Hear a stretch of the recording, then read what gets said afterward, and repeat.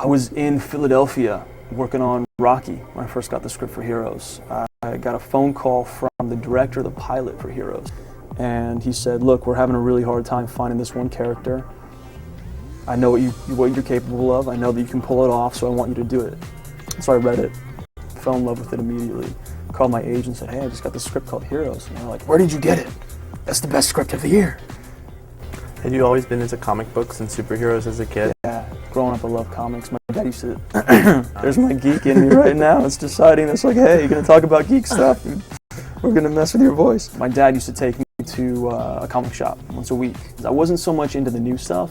I was more into the older properties, Submariner, old Batmans and old Supermans and things like that. Do you still have your comics? Yeah, my parents have them all. My comics, my G.I. Joes, and all my Star Wars toys, which are pretty awesome. Do you remember the first time you were recognized in public?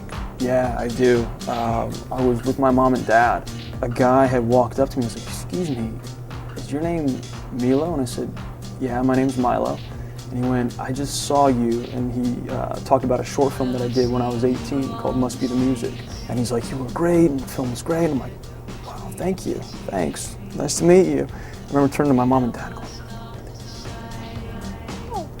It was exciting too that it was someone who had seen a project and it wasn't any kind of other attention, you know. It was someone who's like, hey, I saw your work, I liked it, great to meet you, you know. Didn't ask for an autograph, didn't ask for a picture. What was the project that really got you recognized? Gilmore Girls was probably the project that got me the most recognized.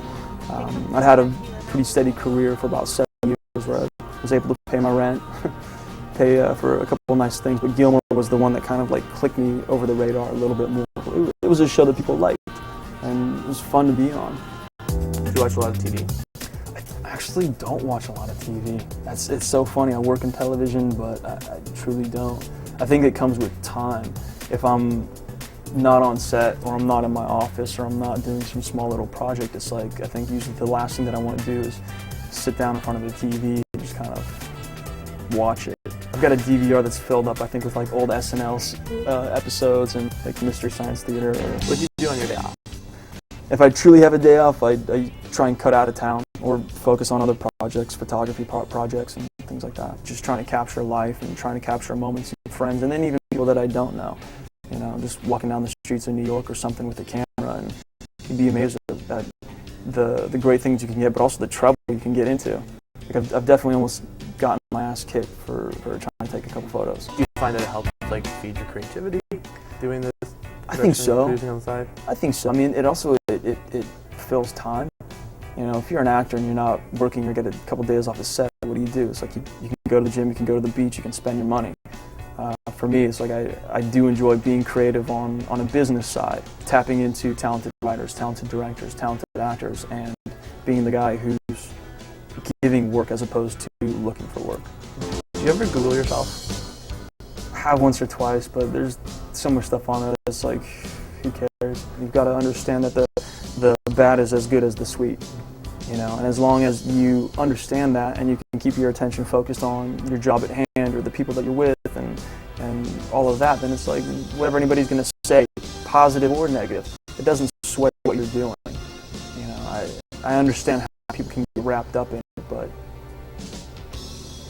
I just don't let myself. Do you remember your very first job as an actor? Yeah, my first professional job as an actor was on Fresh Prince of Bel-Air. I saw that on IMDb. Yeah. You're credited. I am. I was a co-star. I had to walk down the staircase at a party because Ashley was having a party, and she runs up to me, and I've got a girl around my arm, and she says, no one's allowed upstairs. And I said, relax, Ash, we're just taking a little tour. And I laugh and I walk off.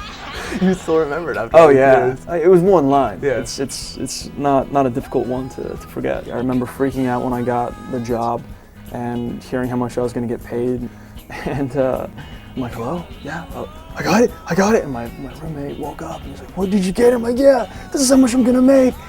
That's amazing. But it was like... Does Will Smith know that he's responsible for your acting career? 14 years of being in the business now. I walked up to him at a party, maybe it was 2 years ago. I said, excuse me, Mr. Smith, my first paying gig was on your show. And I just wanted to say thank you because you stopped and took the time to ask me about myself. I was an 18-year-old kid, you were a movie star. It seemed like 20-minute conversation, which in actuality was probably like 2 or 3 minutes, but he made me feel very welcome on his show. And so now I try and do the same.